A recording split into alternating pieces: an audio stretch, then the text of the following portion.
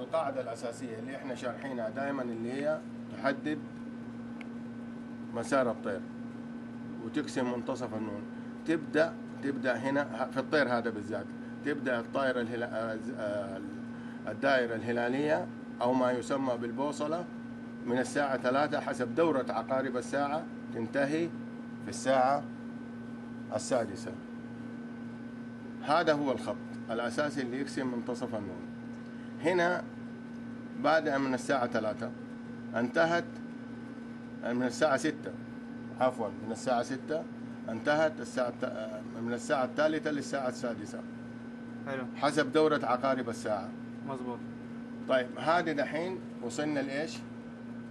يعني أهم شيء دحين بالعين مثلا دحين هذه نوع هذا شكل من أشكال الزاجل.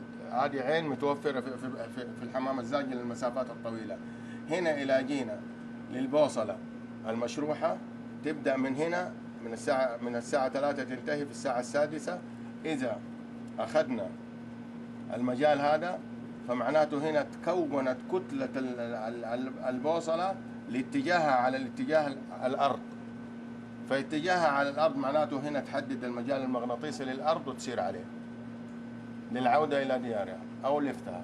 طيب بخصوص الألوان ما لها دخل بأي شيء قلت لي؟ ما لها دخل في أي شيء، جميع الألوان. يعني أهم شيء دحين اللي نتكلم عليه اللي هو هذا اللي هو الدائرة الهلالية أو الزيج أو اللي هو أو الكتل السوداء اللي هي ملتفة حول النون بدون الدائرة، هذه تعتبر هذه بوصلة. ويشترط الزيج السخيف على أساس إنه إيش؟ يدي طول مسافة للعين. يعطيك العافية. تحديد مسارها.